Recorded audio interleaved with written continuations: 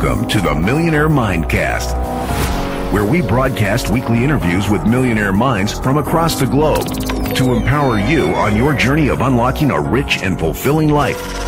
It's time to unleash your millionaire within. Now, here's your host, Maddie A.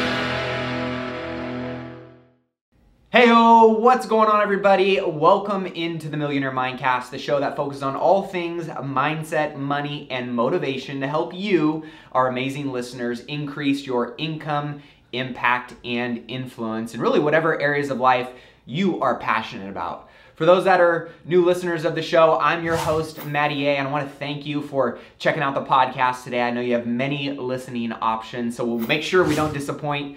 Whether you're an entrepreneur, an employee, or heck, maybe you're just hanging out. We cover all kinds of topics that are important for building a wealthy life, whatever that definition may be for you, right? Everybody's got a different definition. And if you are one of the amazing returning listeners, much love as always. It's an honor to be a part of your journey.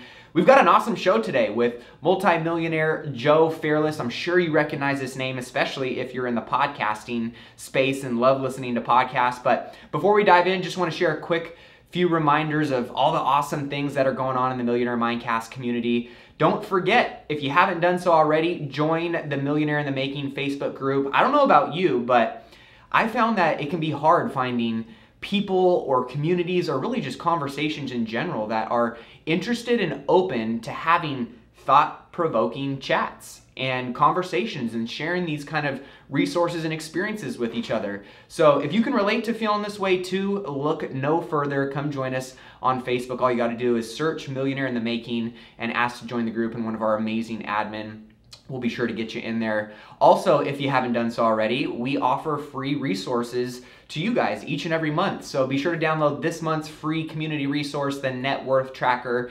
If you're not tracking your net worth, this will be an amazing exercise for you to do. And even if you are, this is something that I like to do quarterly. Like I always say, you can't manage what you don't measure. So doing this frequently is a great way to know where you currently stand in order to obviously figure out where you want to go, but you can also make sure that you're making intelligent decisions on how to protect and grow your wealth moving forward. So if you want this free resource, all you got to do is text net worth, it's all one word, to 44222. It'll automatically pop over into your inbox. We've also got some great feedback and responses from people who downloaded this and gone through this exercise and really just how much they've enjoyed it. Some people are like, that's painful. Other people are like, hey, I'm actually a little bit further than I thought I was. So if you want to get a grasp on your wealth, which you should, I'm sure that's why you're listening to this show, be sure to check out the Net Worth Tracker. Text net worth to 44222. Also, if you have any suggestions for future resources that you'd love from the Millionaire Mindcast team and I, let me know and we'll dive into creating those for you. We want to add as much value as we possibly can.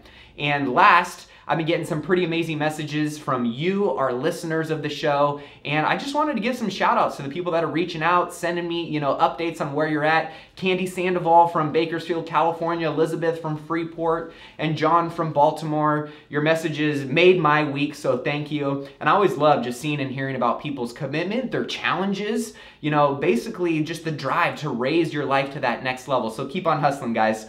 Your life and your business will continue to grow to the extent that you do. So don't stop pouring into yourself. Don't stop making that a priority and keep hustling. Okay, so now that we got that out of the way, today's Millionaire Worth Modeling, like I said, is Mr. Joe Fairless. And Joe not only has an amazing entrepreneurial journey, he's got one of the top real estate investing podcasts in the world, which is a pretty badass accomplishment in itself, being that the space is so crowded now. And he is a full-time real estate investor, specifically in the multifamily and syndication space, which he shares a little bit more about what that looks like. But early on in his career, he worked in New York City, barely scraping by, and then because he was hustling so hard, he became the youngest VP at an ad agency in New York City. So that's a challenge in itself, right? And now moving forward, he controls over $175 million, yes, $1 million worth of real estate. And he's passionate about sharing all the amazing advice that he gets from interviewing people on his podcast. And in today's interview, he shares some of that advice and what he's learned from interviewing all those successful people, not just in business, but in real estate investing as well. And he shared some interesting insights on what led to his transition out of corporate America in New York City and how he was able to actually make that happen. That's a question for a lot of people that are in corporate jobs. So some good insights there, some funny stories that actually go along with it. And I think you'll like what he had to say. We also talked about some of the pros and cons of mentors and paid mastermind groups, being that that's a very popular trend nowadays, which is honestly, in my opinion, a great way to accelerate your learning. And last, we always, ask the question, what is your definition of wealth? And he actually might have had one of my favorite answers from any guest that has ever been on the show. So be sure to listen to the end to catch that. But with that said, it was a really great chat. I enjoyed hanging out with Joe, and I think you're really going to enjoy this episode as well. So, and honestly, even if you're not a real estate investor, this episode is packed with fun stories, interesting conversation, and insights that any entrepreneur can use on their path to a successful and happy and fulfilled and rich life. So be sure to have your pen handy. And with that being said, let's dive into today's episode with Mr. Joe Fairless after this quick message. Have you ever wanted to tap into the minds of other successful millionaires and see exactly what things they are learning and implementing in their lives and businesses? Well, now you can by subscribing to Millionaire Notes, the exclusive monthly newsletter that delivers all the books, resources, insights, and strategies that the brightest millionaires from around the world are leveraging to build wealthier lives. Each and every month, the Millionaire Mindcast team and I compile the best tips, tools, and wisdom shared by my guests of the show from all the mastermind groups I'm a part of, from the countless conferences I pay thousands of dollars to attend, and most importantly, the journals my millionaire mentors have given me access to.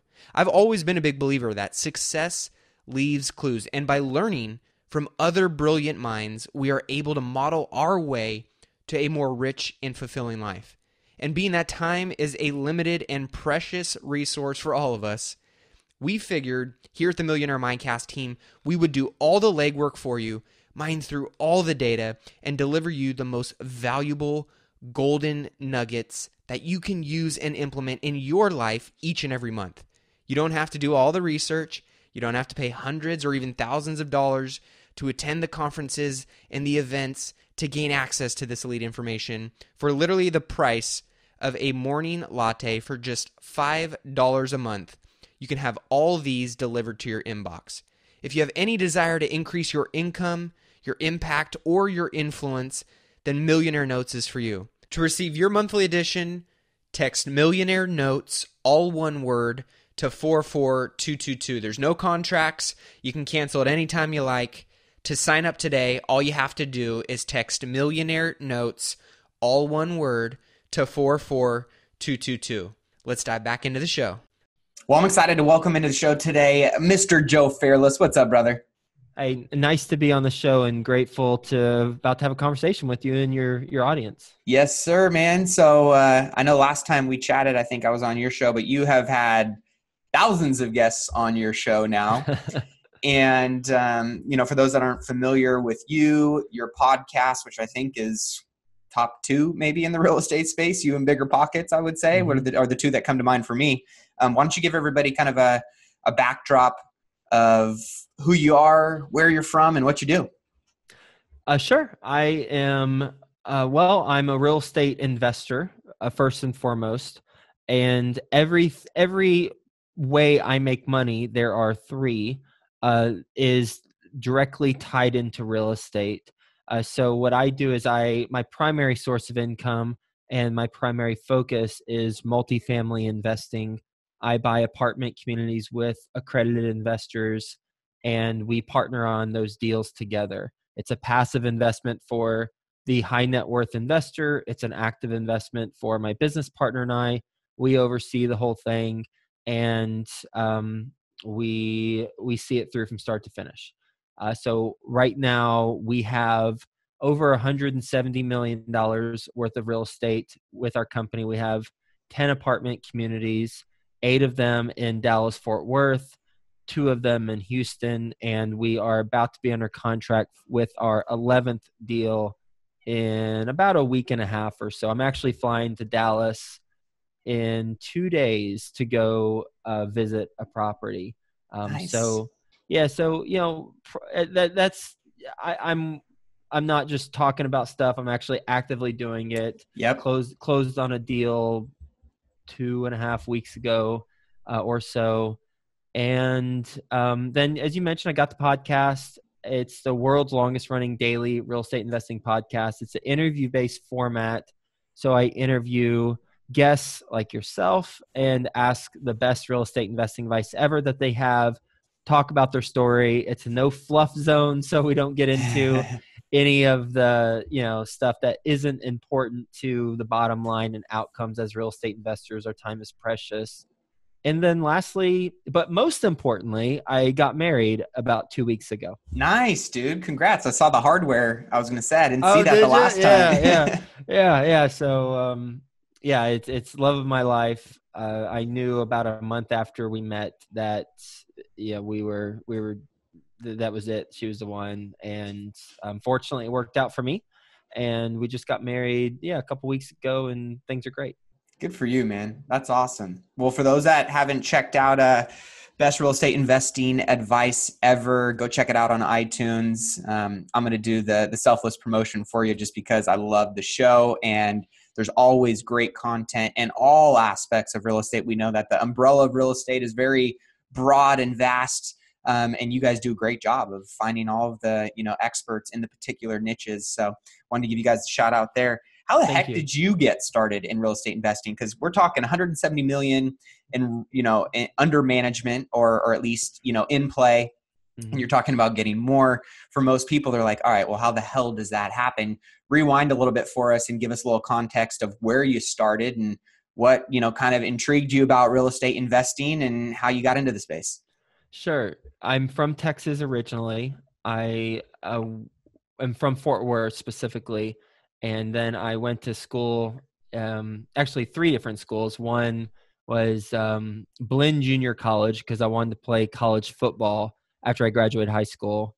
But I tried out for the junior college team. I did not make the team, didn't even come close to making the team.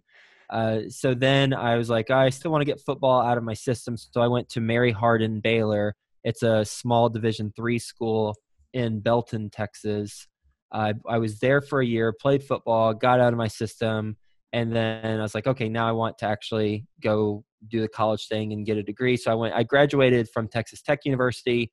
And then after I graduated, my major was a lot of different things, from broadcast journalism to actually one semester I was pre-med. And then I took intro to chemistry and made a D in intro to chemistry. So I was like, that's not this ain't my thing. This ain't my thing. No. Coincidentally, my wife was a chemistry major. So, maybe we balance each other out a little bit there. There you go. And then I ended up being an advertising major. And so I graduated from Texas Tech. And I moved straight from there to New York City, and I worked on Madison Avenue at an advertising agency, which sounds pretty sexy, but in reality, I was making less than minimum wage when you factor in the hours that I was working. And I was, living in New York City, which is a pretty expensive place to live. Yeah. And then on top of that, I was in East Flatbush, Brooklyn, this is 2005. And for anyone familiar, any New Yorker or someone from Brooklyn who's familiar with East Flatbush in 2005, it wasn't necessarily the safest place. In fact, statistically, it had the busiest police precinct in all of the 5 boroughs of New York City. Oh, wow. And I didn't know what I was doing at all. And I lived there for a year in Brooklyn. Then I moved to the East Village in Manhattan. Wonderful place, a little bit safer, a lot safer. And I lived there. So I lived there for 10 years. As I was in the profession of advertising, I climbed the corporate ranks relatively quickly. And I went from making $30,000 as a junior project manager to $150,000 base salary plus some bonus money as the youngest vice president of a New York City advertising agency. So while I was climbing the corporate ladder, I started realizing, hey, I need to figure out what I'm going to do with some of the money that I'm saving, because I actually stayed in the same apartment for the last 9 years. Wow. I was in New York City. I kept my fixed expenses expenses relatively fixed. And the main expense you have when you live in New York City is housing. And I had a Craigslist roommate up until I was 30 years old, I think. And that's a whole nother story. I had like 5 different Craigslist roommates, and one of them is a good friend of mine. And actually he's an investor in my deals. Oh, that's cool. Yeah. And I met him on Craigslist, lived with him for 2-3 years. I call him Pedro Pete. His name's Pete. He also introduced himself as Pedro because he's Cuban. And so I just call him Pedro Pete because you never know what he's going to introduce himself as. So I say both. But I met some interesting characters along the way in this living situation, and my friends also made fun of me for living like a college kid, even though I'm a 30-year-old male. But you know what? I was saving all my money that I was making in advertising, and I was able to invest in 2009 in my first house. And I bought that house in Dallas, Texas, where I'm from. And it was for $76,000. I had saved up $20,000 of just money that I'd made. And I was also doing manning, babysitting. I call it manning, male nanny, manning. I was also doing that on the side on the weekends to make extra money. So, I was doing all I could to get ahead and save, and then tuck all that money away and earn more money and then invest. And my first house in 2009, I bought. And did you hold that? Was that a hold or a flip? Yeah. I've held it ever since. I still have it today. It doesn't really matter what the value is, but it has more than doubled in value. The rent has remained, it's increased a couple $100 since 2009, but I'm very conservative with the rents. I'd rather have cash flow. I'd rather have cash flow. One of the tips I've learned on the podcast from interviewing a guest is he said he wants a little bit below market pricing because the resident who moves in knows they're getting a good deal. Therefore, they're more likely to stay longer. Plus, he can be more selective with the resident because he's going to have a lot of people to choose from. Mm-hmm. And what that does is it leads to tenant or resident retention. And what I've realized is with my single family houses, the number one expense is turnover. And so if I can keep the tenant or resident in the property for a long period of time, then I'm going to make a lot more money. And, I make like, $300 a month on that property. But when someone moves out, I pay $5,000 to get it be move-in ready. And that wipes out a year and a half or so worth of profits. But it's a good long-term play. And so I bought the first house, $76,000. I bought the second one a year later, more creatively with a loan called a home path loan. Mm-hmm. I put 10% down. It was $81,000. All in, I was around $12,000 because $8,100 plus some closing costs, all in about $12,000. That property they've all doubled in value. That one's doing really well. They all make about $300 a month or so. And then the third house I bought was $65,000, I believe. And then it appraised for 86. I remember that for sure. It appraised for 86. And so I was able to do a cash out refinance because I paid cash for it at the beginning. Did a cash out refinance, got all my money back, put a mortgage on it, a 30-year mortgage. And, it's making about $300 or so a month. And then I bought my fourth house, and that was a disaster. That one I bought for $35,000 with a line of credit from American Airlines Credit Union at 7%. And I out of state as well? All out of state, all in Dallas, Fort Worth. So I'm living in New York, but all of them out of state. And I never visited any of the homes before I bought them either. And you're how old at this time? Well, what's 2009 minus 1982, whatever that is. You can probably 18 plus 9. So 18, 29, 28. Yeah, 28 is when I bought my first house. Right on. And so at this point, I'm probably around 30 or so when I bought my fourth house. And the fourth house, bought it with a line of credit from a wholesaler, and I did not do the right due diligence, and it ended up costing me about $15,000 to fix up versus the $5,000 I thought.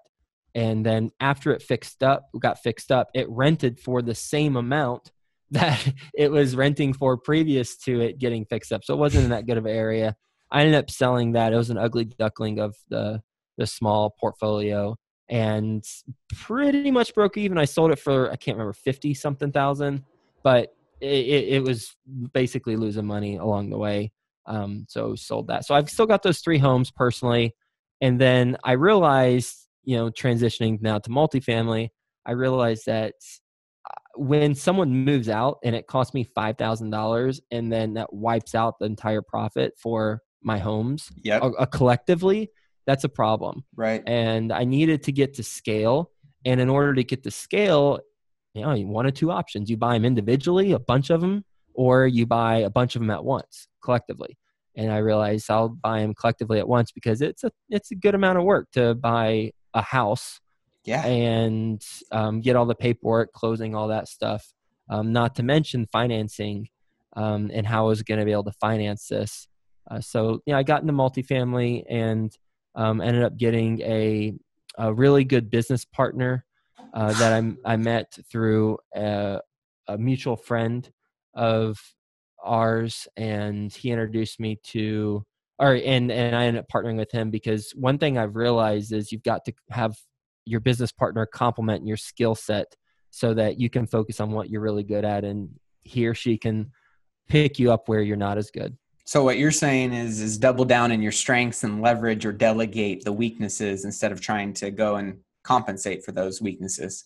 Oh yeah, go all in on your strengths. Yeah, it's important to have self-awareness for what our strengths and weaknesses are within the context of the chosen profession and business model that we're in, because sometimes we might know what we're good at and what our strengths are and weaknesses, but we don't know how that's applied to the business that we're in. Mm-hmm. And so we need to know how it's applied to the business that we're in. For example, I'm in the business of multifamily or apartment syndication. And ultimately, I'm matching up money with deals. That's really, from a high level, that's what we're all doing, right? Matching up money with the deal as real estate investors. And so I needed to identify, okay, what part of the equation am I best at? And it's very clear I'm best at the money part. I have some skills in the deal part, but not as many as someone else, like my business partner, who's been doing this for 8-9 years at a very high level. So we've got to identify what skills we have, and then how does that relate to the business, and then, as you said, go all in on what you're really talented at, and then bring in others to help support you where you're not. That's a great point. And you look at a lot of different business models out there, but ultimately how people are able to scale is through great systems and through great people. Because at the end of the day, we're not, we only have 24 hours in a day. We only got so much time and so much bandwidth. So I love, the partnering approach is always a great way for scaling and filling some of the gaps or the blind spots. What would you say have been some of the most critical systems that you have learned in your business or seen in other people's businesses that have empowered them to kind of scale their companies? Well, I'd say, the first thing is identifying your special talent and bringing others around you. That's one. That's most important, in my opinion. As far as systems go, 2 is the first hire should be an admin. I learned that when reading Millionaire Real Estate Agent by Gary Keller and Jay Papasan. Yeah. As soon as I got done reading it, I went and posted on Craigslist. And I couldn't really afford to do so at the time, but I did, because I realized from that book that I wasn't going to be able to take it to the next level if I was focused on tasks that others could do and weren't as high value. Right. So I'd say, I mean, your first hire should be an administrative assistant. That was a game changer for me, for sure. Oh yeah. I mean, when you're new in a business and you're trying to get things off the ground, you're in startup mode, right? So you're wearing the marketing cap, the admin cap, you're wearing the accounting cap, right? All of the different caps that are necessarily needed, which is, startup space. But at the same time, as you start generating some revenue and you get busier, you are still wearing all those caps. But then you see, one of the exercises that I really kind of opened my eyes to it was just my hourly rate and seeing, hey, here's how much money I'm making this year. Here's how many hours I'm working. So divide your net income by how many hours you're working minus, any weeks that you take off. So you can find out how many hours you work that entire year. And then you figure out what your hourly rate is. And, I think it was something at the time, it was still pretty low. It was like 55 or $60. But then when I saw some of the administrative work that I was doing that could be done at 10, 12, or shoot, even if you had a VA at $8 an hour, it makes it a little bit easier to leverage some of those things and go, okay, it's time to let this go. I need to focus on the $55 an hour activities. Mm-hmm. Yeah, I agree. I love that analysis. And if I would recommend doing that. I have not done that. I just kind of naturally have figured out what part I should focus on, but that exercise would be helpful for me, and I'm sure for others.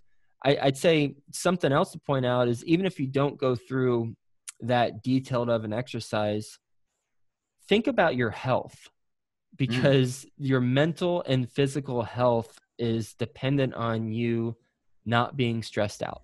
True.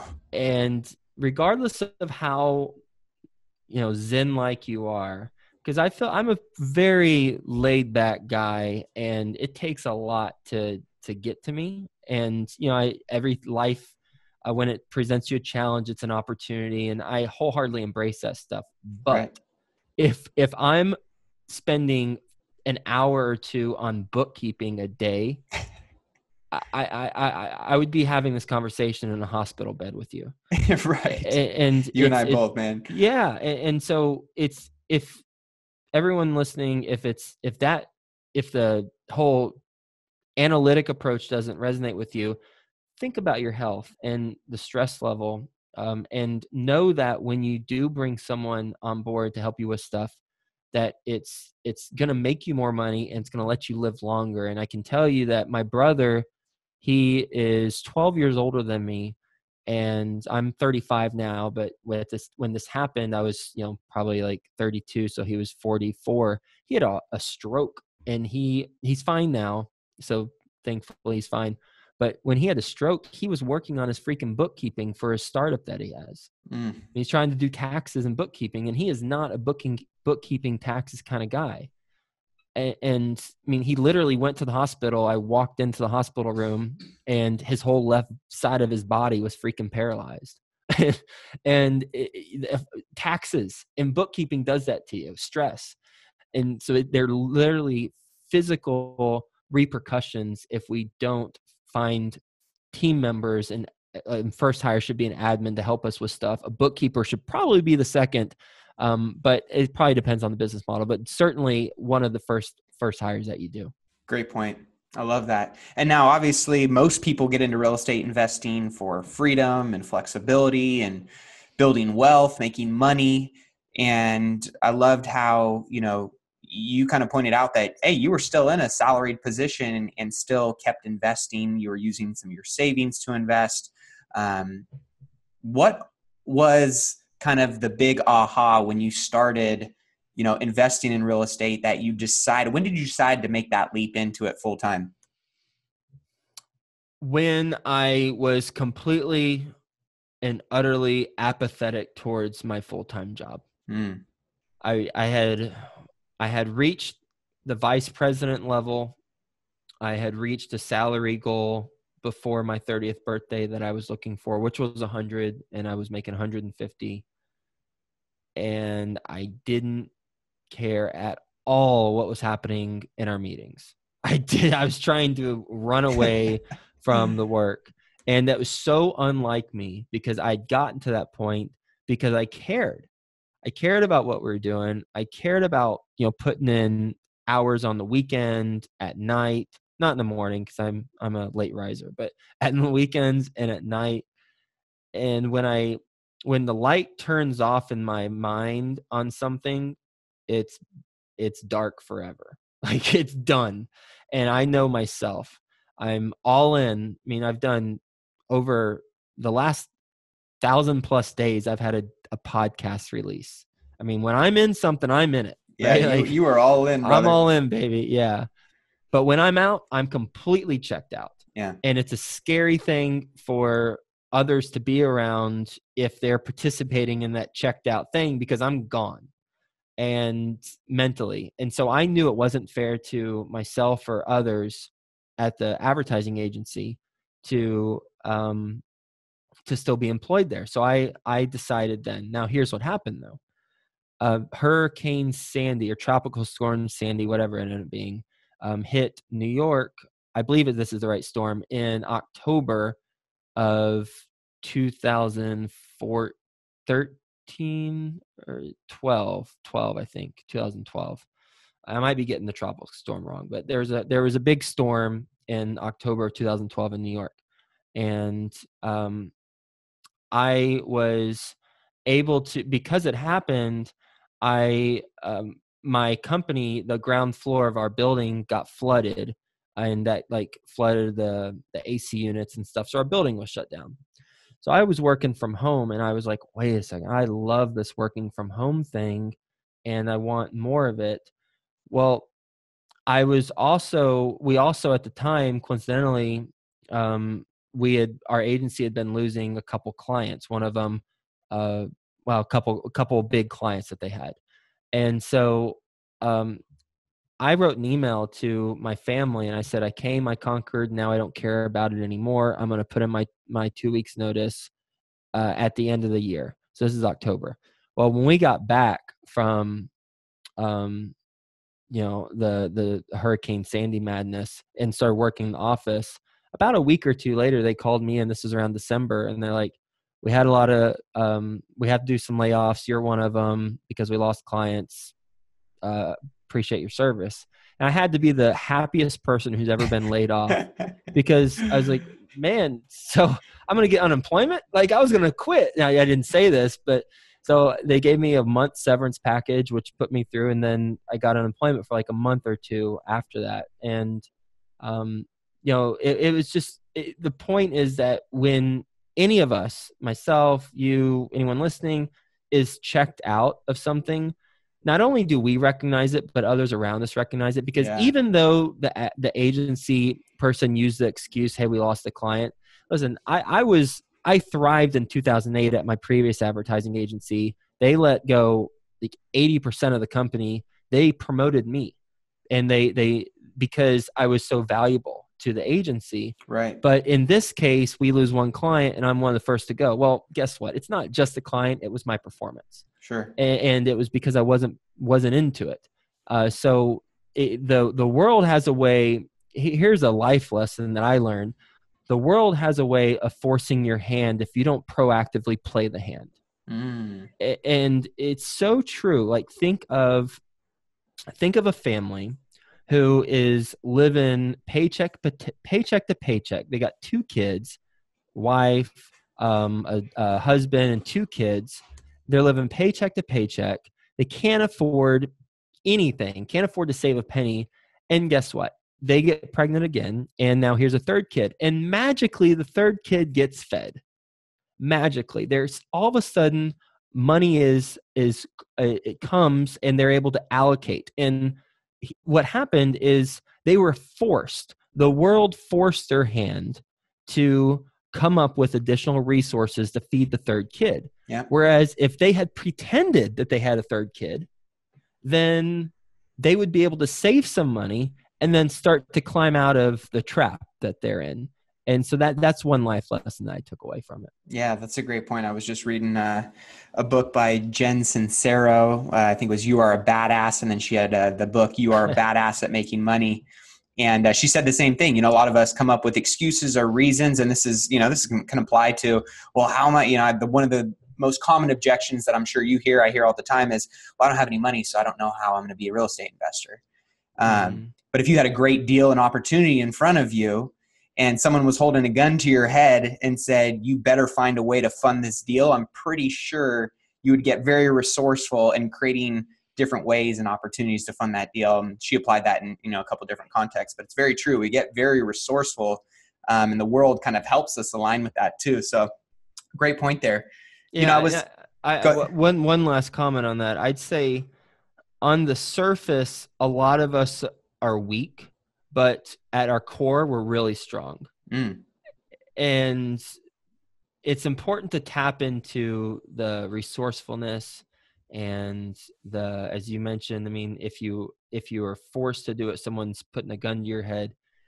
I mean, mothers lift cars to help their baby, like that sort of crazy strength. It's real. It's real. And it's very true. And very few of us tap into the core strength that we have because we're just kind of floating through and we're soft. And especially if we were born here and we had pretty good or okay circumstances, then I found that immigrants who come here and don't know the language and start something from scratch, they're hardcore. And I have a lot of respect for them. And I have a lot of respect for people who were born in the US, but lived in communities that weren't as good as what's typical. Right. And they've done some good things. And so I think we all have it in us to the core, but a lot of us just don't tap into it. What's your take on mastermind groups and mentorship? There's a lot of that out there, which it wasn't necessarily accessible to, to a lot of people, say a decade ago, whereas now the information age that we live in and the accessibility to free content and these kind of individuals really gives people the opportunity to, I don't know, I look at it as like almost an amazing life hack or business hack to, get that kind of wisdom and experience condensed down, and passed along to you, whether it's through a mastermind group or a podcast like yours or whatever it may be. What's your take on how the pros or the cons, the benefits or the downsides to being a part or involved with those kind of communities? Do it. Pros are that any successful investor or entrepreneur has followed a successful model, whether they're consciously aware of it or not, and they followed it based on others who have gone before them, and they're likely surrounding themselves with the right people. I mean, it's imperative, and you surround you. It's true. People who surround yourself with are the people who, the expectations that you'll rise up to. Yeah. So one thing I'm doing right now is I'm in the process of joining YPO, Young Presidents Organization. Great organization. I'm also, I when I moved to Cincinnati 2.5 years ago, 2 months after moving here, I started my own meetup, and I've been hosting a monthly meetup ever since because I know the importance of it. Yeah. And then lastly, I'll say that I've paid a consultant since I've been an entrepreneur, a Tony Robbins life/business coach since I've been an entrepreneur. And he actually recommended I do a podcast. And that thing is the foundation of that turned out to be a pretty okay idea for you. Yeah, it was a pretty okay idea. Yeah. So I'm all about it, and so I fully embrace it. Yeah, I'm a big believer in you grow into the conversations and the environments that are around you, and you're hanging around 10 other amazingly successful real estate investors. You're probably going to become the 11th. You hang around 9 other people that continuously bash why you can't succeed in real estate and how risky it is and all of the downsides to it, then you're probably going to become the 11th person that believes that too. Mm-hmm. So I think, masterminds, mentorship, and going back to your, sometimes when we're soft, your point, oftentimes when we are stretching ourselves and pushing the envelope and trying to level up in life, that's not easy. but being involved in those kind of communities and having those people around you, oftentimes they're the ones who lend us their belief in us when we don't necessarily have it in ourselves. So I think it's a great point to add. Absolutely. I agree with you. So, turnkey rentals, I want to touch on this before we kind of wrap up. Turnkey rentals, and, a lot of people flip houses, or they use their income from their salary jobs to go and create wealth through passive income streams, oftentimes through this whole turnkey rental model, which is, a company that buys a property, for those that don't know, buys a property, fixes it up, and then puts a tenant in it and manages it and runs it for you and passes over the proceeds, the profits each and every month. What's your take on this whole model? And for, someone who's invested out of state, for people that want to, say, take their vertical income where they have to show up and work for every day to buy assets like that, what's your take on this whole kind of trend that's going on across the US right now? So investors investing in turnkey deals. Yep. What's my take on that? Yeah. It depends.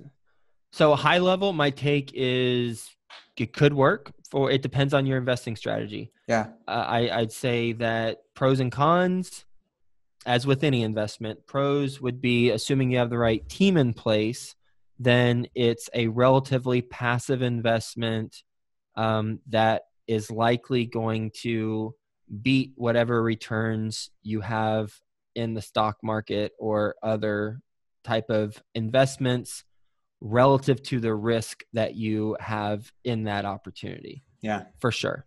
Cons is that it's likely not going to return the same type of profits that you would receive if you were to do it yourself. Yep. Or if you were to do other types of investing. I've personally never invested in a turnkey house, but I know people who have and who are happy with it. So, just whatever direction you want to go. Yeah, it was interesting. I was one of my buddies in one of my mastermind groups. We went out on his dad's boat, who is probably in his 70s now. He's kind of an infamous investor in San Francisco. Bought his infamous or famous? Yeah, he's a little bit of both. Oh, sheesh. Yeah, so he's got a good and a bad reputation depending on who you ask. Okay. But he was bought his first property in Menlo Park duplex in 77, and then bought a fourplex after that. And then over time is just 1031 and 1031, obviously being in potentially a right market at the right time, right place, right Silicon Valley. He's probably worth about 700 mil now. Good for him. And but it was interesting to hear his take on, he was a non-cash flow guy, because so all his buddies were all about cash flow, right? They wanted cash flow. They bought in the C and D neighborhoods, and mainly single family, some multifamily. He was all about the A and B neighborhoods, but he wasn't concerned about cash flow at all. And every time he said one of his properties started cash flowing, he'd 1031 it into something else.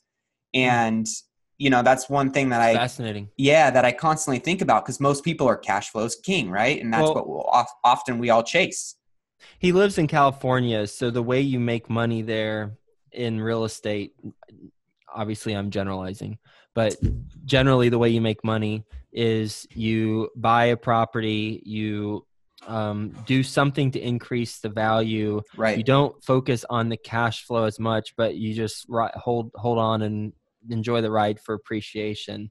That in California, and especially his location, I mean, come on, that of course that works. You do that same model where I was born in Flint, Michigan, and my grandma's turning 102 next month. That's pretty awesome. She bought a house. That is very awesome. She bought a house that she still lives in like 70 years ago, and it's worth less than it was worth when she bought it. It's worth less today, 70 plus years, than when she bought it. Crazy. It's crazy. So, you got to know what market you're investing in. And if you want to invest locally, then identify what's the best approach for that market. But I would imagine on his first property, I would like to ask him the question okay, on your first property though, were you a little focused on cash flow? Because So he wasn't. We asked he him wasn't, that, not even on the first one. and here's why though, and it makes complete sense. He graduated from Stanford. Yeah. And he was a psychotherapist. He came out of school making $225,000 come a on. year. Yeah, he'll roll with it then. So he Yeah. said, I wasn't concerned about cash flow. Yeah. All my buddies wanted cash flow. But going back to your point, Yeah. buying in those neighborhoods, higher turnover, more wear and tear on the properties, and all of that quote unquote cash flow continuously went back into revamping the properties and getting them, rent ready again. So it's a good point. I like that you brought that up because it is something. You got to know your market. You got to know what your model is. Yeah. And based on your immediate goals and long-term goals, then you can kind of reverse engineer the strategy for finding those assets. But what I'm hearing you say is not, necessarily chipping away one at a time. You saw more value in going for multiple doors under one roof that you could have a little bit more autonomy over and insulate your risk a little bit more and increase your cash flow more, right? Yeah, absolutely. Yeah. I mean, I'm glad you told that story. That's a model. I actually interviewed someone recently and he lives in California and he had that model, the model you just described. And I don't think the episode's been live yet. It hasn't been released publicly yet. But I mentioned to the editor who does it, I was like, let's title this "How to Make Profits as how to Invest Locally and Live in California," because that's the number one question I get from people in California. Well, we don't have cash flow. We don't have cash flow. Well, here's the model. And you just described it. And I interviewed a guy on it too. Yeah. Here's the model for how you make money in California on real estate. Well, and it's out there. I'll tell you that much. You got to look at a few more deals, but I mean, I look at my properties and they all cash flow. So it's one of those things where they're out there. You just got to be strategic and, be very diligent about your lead generation systems that, bring those in. But I want to wrap up because you got some major value with all of the interviews, over 1,000 interviews of real estate investors from all around the country. What have been some of the top takeaways that you as the interviewer have pulled away from some of your guests? Yeah, I'd say just a couple things. I mentioned once, partner wisely, and you do that by knowing what's needed, number one. Number two, know your strengths. And number three, you bring partners to complement what you don't have. So that's one thing. The second is a Robert Kiyosaki quote that I interviewed him, and he said, the richest. I interviewed Julian Michaels today, so I have a mind of exercise right now. There we go. The richest people in the world build networks. Everyone else looks for work. So the richest people in the world build networks. Everyone else looks for work. Have a platform. Have a network with a podcast like you're doing, like I'm doing. Have a blog, have an in-person meetup, build a network. When you build a network, you'll have some mastermind people involved that you could bring and create a mastermind. You could get business opportunities. It's just opens up a lot of things. And then the last thing I'll say is for any female listening to this, and that is from my experience, most of the people I interview are males. I mean, we interview males and females, but just the reality is probably 80% are males, 20% are females. And what I have realized listening to the males talk about their success and the females is that the females generally say my spouse and I, or my husband and I, bought XYZ property, and the males never mention the females. and so my comment to the females listening is that take credit for what you're doing, because the males are big time. And the men tend to leave out the females investing with them, but the females always say, oh, well, we bought this. So, males tend to take more credit than what we should, and females take less credit than what they should. Interesting. Okay. So that was number 4. Yeah. I got a lot more, but I don't know how much time we got left. Okay. Yeah. How many more do you want? Give me 2 more, and then I got one final question for you. Okay. All right. 2 more. One would be, when creating a goal, do 50-50 goals. 50% is achieving the actual quantifiable goal. And the other 50%, even if you don't achieve it, is about what did you learn that will help you in the future in your business while pursuing that goal.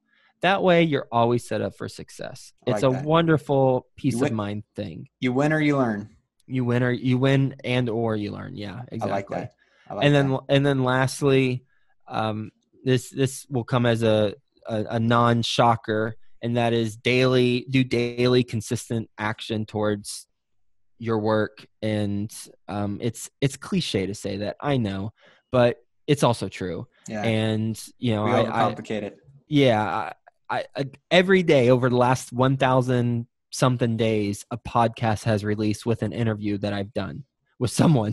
So that's pretty badass, man. I'm telling you, I'm not just talking this stuff. I'm actually living and breathing it. So do something daily and do it over time. And as you build over time, I mean, $175 million worth of real estate in 3 or so years that me and my business partner have accumulated with investors. I own a piece of that. And so it's daily consistent actions that's gotten me to this point in a relatively short amount of time. Yep.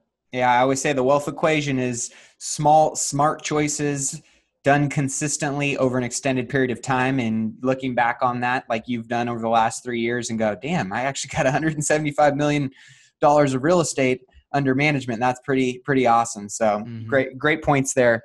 I was going to ask you the cliched question of what's your best real estate investing advice ever, but and you can't answer that, or I'll give you a secondary question, which I usually ask all my guests is, what does wealth mean to you, and how are you utilizing the wealth you've created to live the life that you desire?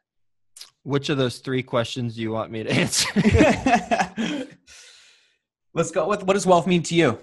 And how has it allowed you to leverage the life that you are living now? I mean, wealth is part money, but it's also parts being surrounded by people who you love and care about, and doing what you can for others who aren't in as the type of position that you're in. When I've gone through tough times in my business, I've realized that the important thing is to give during those tough times. I've been through rough times, and at those moments, I have applied to volunteer for hospice. And so now I'm a volunteer for hospice. I go visit a patient once every week and a half or so. And it's when we give, that's true wealth. I mean, come on, how much do we really need? I mean, I have all the money I need right now. So it's not about that. I won't stop making money, because that means I will have stopped maximizing my potential. I'm simply maximizing my potential attempting to maximize my potential in all the areas of my life. And so what does wealth mean to me? I mean, maximizing your potential in all areas of life and making sure that you're continuing to give along the way. Dude, that's a legendary answer right there. I love that. And obviously giving back, I think, is part of the wealth equation of taking life and wealth far beyond just dollars. So great answer there. And most people that I know that are very wealthy individuals all have giving back as one of their pillars, or, parts of their self success or wealth equation. So good stuff, man. Well, I appreciate you being a part of the show today and adding so much value. For those that want to check out the show, go over and listen to Best Real Estate Investing Advice Ever with Joe and all his amazing guests, as well as we'll link up all of the ways that you can get a hold of him in the show notes. But for anybody that maybe wants to follow you on social media, what's your most active platform? Yeah, I'd say for anyone who wants to get a free apartment resources guide with a bunch of book recommendations, websites that I go to for market research, you can email info@joefairless.com. Mention you heard me on this podcast, and we'll get you that guide. So apartment resources guide, info@joefairless.com. Mention you heard me on this podcast. And then anyone interested in potentially partnering with me, if you're an accredited investor, then you can go to investwithjoe.com. Super simple, investwithjoe.com. Right on, brother. We appreciate you, Joe. Take care, man. All right. Thanks. Bye. Well, that wraps up today's interview with Joe Fairless, host of the amazing podcast, Best Real Estate Investing Advice Ever. Hopefully you enjoyed that show. I know I did. Joe had not only a cool success story, and I love some of the stories that he shared of how he transitioned out of corporate America, but he just had some overall great insights, whether you're in real estate or not. A lot of these tips and strategies and really, advice that he gave is applicable to all areas of life. But I loved how, he said that he decided to quit his job, but they actually were going to fire him anyway, so it worked out great. There were some synchronicities of where he wanted to go in life and how he actually took action on making it happen. And if you want to check out his podcast 7 days a week, he's got some amazing and badass guests that come on and share all kinds of insights in the real estate investing advice. And, I really appreciate someone that has the discipline to make that happen 365 days out of the year, in addition to managing a massive $175 million real estate portfolio. Obviously, none of that happened on accident, so kudos to Joe. And I really loved his outlook on wealth and continuing to maximize your potential as a human being. We should never stop trying to improve ourselves and raising that bar. So with that said, that's all I have for you for this week. And as always, if you enjoyed the episode, please do share the podcast with someone in order to add some value to their life, or maybe to change their thinking a little bit. Or what you can do is also leave a review in iTunes, which helps me reach more people with these uplifting and insightful messages. And as a last reminder, speaking of real estate, my real estate investing course and community, the Six Figure Flipper, is opening again on July 31st. So if you're interested in building wealth through real estate, if you have any desire to become an investor or learn all the top strategies and frameworks and systems and infrastructure of how to achieve financial freedom through real estate investing, feel free to pop on over to Six Figure Flipper. It's the number 6figureflipper.com, and enter your email to get a little bit more information and a few freebies as well.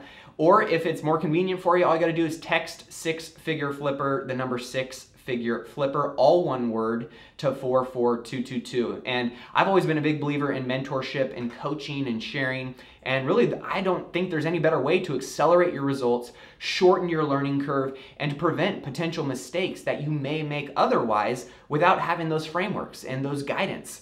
And being a part of a community that's full of resources and tools and people who are striving to achieve the same kind of goals. So if this is any interest to you, be sure to pop over to the website or text 6-figure flipper, all one word, to 44222. Okay, with that being said, this wraps up the Mindcast for this week. So until next time, remember to keep investing in yourself and your wealth on your march to $1 million and beyond. Cheers, my friends.